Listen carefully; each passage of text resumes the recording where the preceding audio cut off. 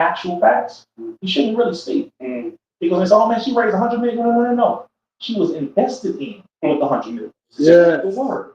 Yeah. This ain't some damn, let's give her the money and we hope for the best. We believe in ourselves. No, you got some people who did do that. Sure, I'm sure the sororities, I'm sure some fraternities, I'm sure just random people donating had good intentions. I have no doubt about that whatsoever. But you have vested interest groups, banking organizations, pharmaceutical companies, oil and gas, APAC, the biggest one, who comes together and they say we have an agenda. These are the things we want her to do. Yes. We're going to pay for her to do it. That's all and paid for. At APAC years ago, and she spoke again recently. Why? Because who paid my checks? Let me go get looking nice and go speak in front of them. She never does that for Black organizations. So again, look at who funds the person. That's who you know who they bow down to and who they will keep as a priority. It's not our people. Not us. Something that you spoke on recently, and I was like, it's an excellent point.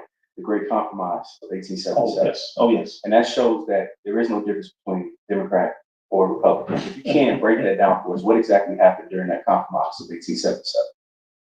Wormley Hotel, February 26, 1877.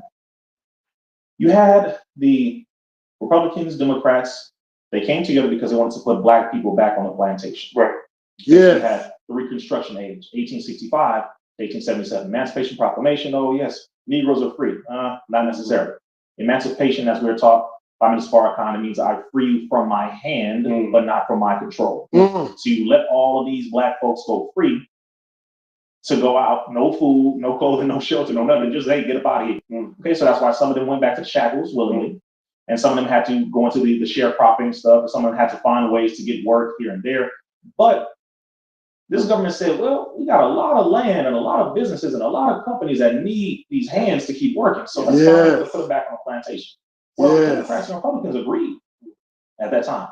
Like, Chain gang. Let's put them back on the plantation. It was called the Great Compromise, or also known as the Great Betrayal of 1877.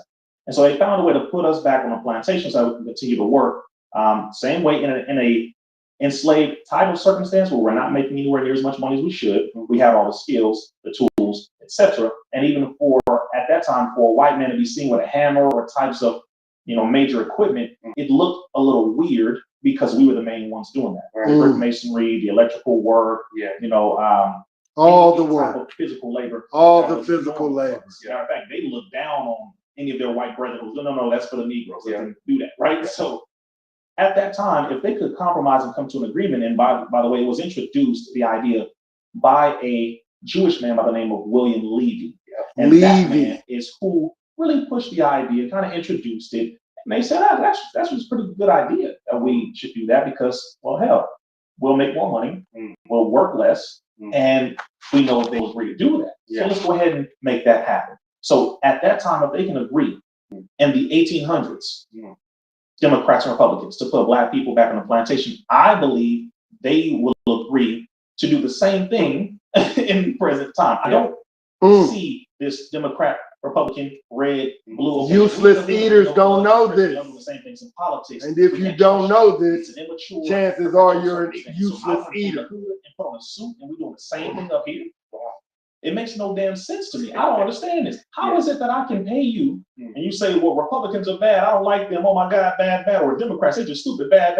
Okay, both of you look stupid to this very day. All you do is argue. The same situations in our communities right now that has continued to be in the same situation for hundreds of years. Because y'all keep saying it's these people and they keep saying it's those people. It's both of y'all. Both of them. And then right underneath these 535 members of Congress, Democrats, Republicans, Senate, and House majority, or House representatives, etc. Above that, that's where you have the power. The real power. Etc. Congress doesn't run much. They're supposed to be able to pass laws, etc., veto the president's decisions, etc., but they don't even have control. The president doesn't even have control. So the president now is the figurehead. He looks a certain way, makes you believe in the nation that we call the United States of America. But who's behind him and or her? That's right.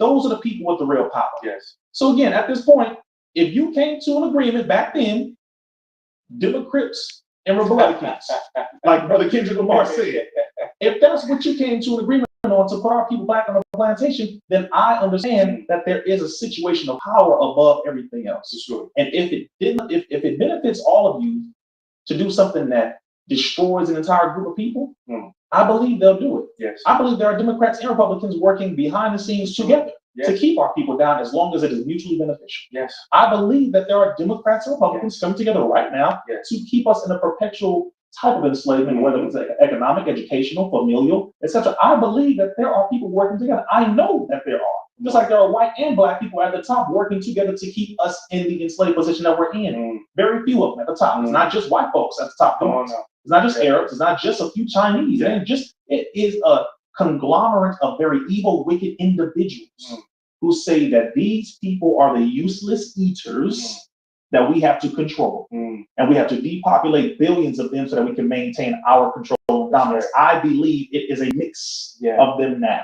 So again, I'll get involved in that. They came together back then. I'm sure they're coming together now quietly and making everyone believe that, hey, Democrats are the right one, or hey, Republicans are the right one. Anytime there's a conflict between two or more parties, you always look for the hidden third party behind that is keeping the fighting going. That person whispering in your ear, Caleb, I saw that nigga, what they're doing. Some craziness, right? And they're going to whisper, hey, I heard this about Caleb. I saw the sister over here talking about you. Y'all start arguing, and you don't know that it's a hidden third person making all this go. Making you go back and forth. It's a basic in a war, and I think there's